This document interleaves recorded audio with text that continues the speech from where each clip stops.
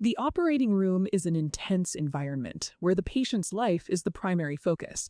But right alongside that life-saving work exists a constant matrix of physical risks: unexpected splashes of bodily fluids, aerosolized droplets in the air, and dozens of razor-sharp surgical instruments in constant motion.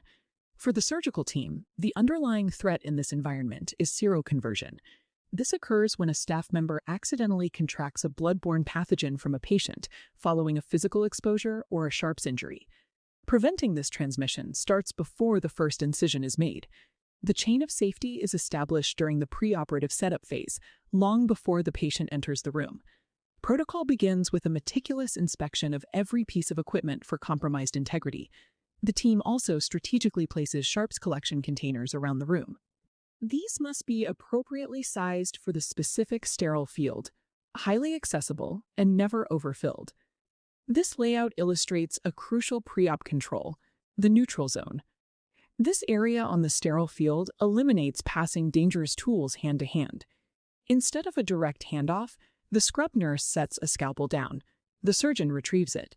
Their hands never cross paths. By mapping the physical space and preparing the right equipment in advance, the surgical team creates a structural barrier against injury. They engineer safety into the room itself to reduce the opportunity for human error. Once the surgery enters the intraoperative phase, the primary line of defense shifts to the physical protective layers worn by the team.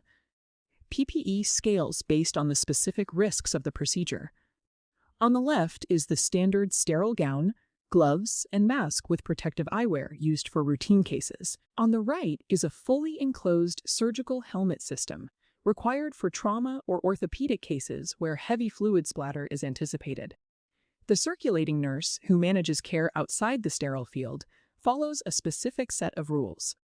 During high-risk procedures, they wear a long-sleeved surgical jacket snapped tightly to the wrists, with gloves pulled securely over the cuffs to seal any gaps. This cross-section diagram shows a specialized technique called a Perforation Indicator System. This involves double gloving, where a brightly colored inner surgical glove is worn underneath a standard colored outer glove. If a needle or bone fragment pierces that outer layer, the bright green or blue from the inner glove instantly shows through the puncture. It acts as an immediate visual alarm that the sterile barrier has failed. Personal protective equipment is a strategically layered defense system, engineered to reveal its own structural failures the moment they occur. Physical barriers are only one part of the equation. The rapid movement of metal instruments inside a confined space creates a dynamic and ongoing risk. The inventory of sharps in motion is massive. The surgical team manages scalpels, hypodermic needles, drill bits, surgical trocars, implantable screws, wires, and pins throughout the procedure. When those tools must be passed directly from hand to hand instead of through the neutral zone, the team relies on a strict behavioral rule, the verbal alert. Calling out the pass is a cognitive safety mechanism. It forces mutual awareness between two people, ensuring they both focus on the sharp object and keep their fingers clear during the exchange. An active operating room is complex. Procedures require intricate physical maneuvers, and the team navigates the constant threat of unexpected pressurized sprays and splatters. Even with rigorous preparation and strict behavioral controls, a sudden accidental physical breach can still occur in a fraction of a second. When those defenses fail, the team relies entirely on their immediate, pre-planned emergency response to ensure a temporary exposure does not lead to infection.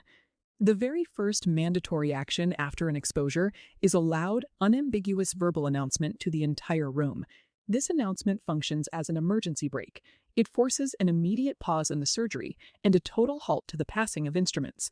The injured worker then steps away from the sterile field.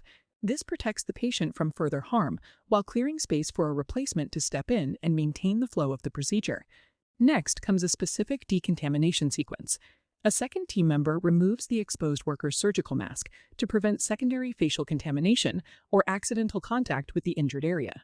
The exposed worker discards their soiled clothing into an appropriate receptacle and immediately flushes the affected area with cold running water and soap. This flowchart outlines the mandatory timeline of response.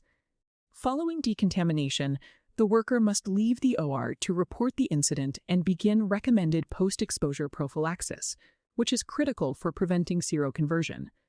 In these scenarios, the patient may also be tested for communicable illnesses. The medical team explains the testing procedure and the results, ensuring everyone involved is fully informed. Standard precautions are a living system of communication and rigorous protocol. Beyond the physical barriers, these procedures form the final, essential safeguard for every member of the surgical team.